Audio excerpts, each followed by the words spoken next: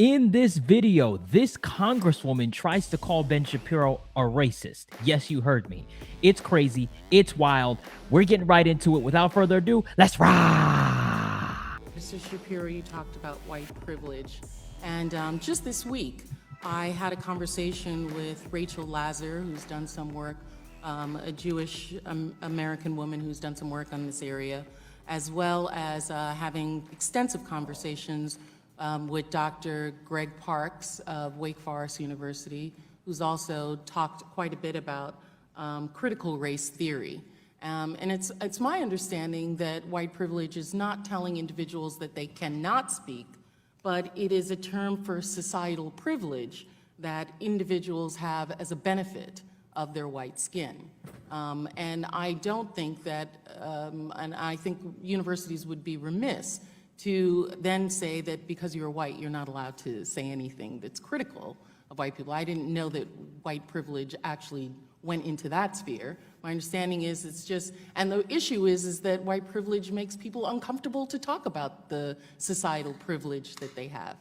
Well, to me, what I say on campuses all the time is if you want to cite instances of racism that we can all find and fight together, that's something that I'm more than willing to stand next to you and fight, because that's obviously stuff that we should fight together. But when you just say that there is a white privilege out there in the ether and that by dint of birth your skin color generates for you an advantage, what you're really saying to people is that your view is less valuable because you have not experienced what I've experienced. And that is an identity argument, that's a character argument, that's not a rational political argument that can actually be taken on in any way. It's more of a cudgel and a club than it is an attempt to open a discussion. Well, I think it's a demonstrable evidence that through society's demographics that...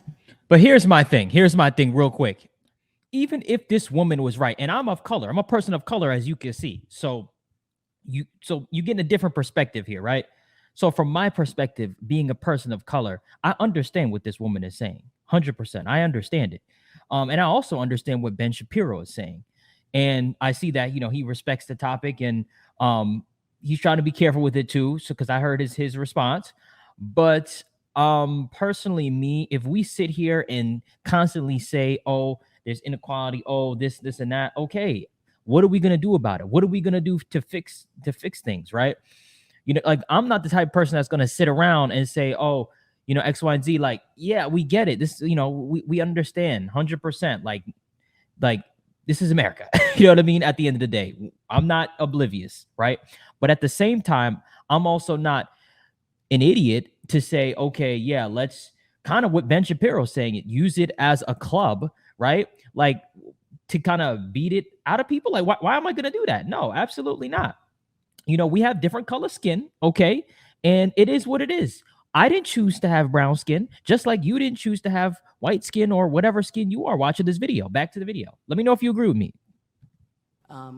Being white has societal privileges that being black does not. But we can talk about how that manifests, because that's I'm also interested in what you just said now, is that you would stand next to anyone who has this. So, Mr. Shapiro, my question to you is, for Ms. Dunston, the tying the noose around the campus and writing messages that target African-American young students, would you consider that hate speech, and then would you stand next to her and fight for her? As I say, I would. This is the first I'm hearing about it, honestly. But really, yeah. But from hearing about it, maybe because it's local. I mean, I'm from LA. But in any case, I'm more than happy to stand alongside her and fight whatever group was responsible for this. Not only more than happy. I mean, you're talking about the alt-right. Again, I was the #1 target of anti-Semitic harassment from the alt-right last year.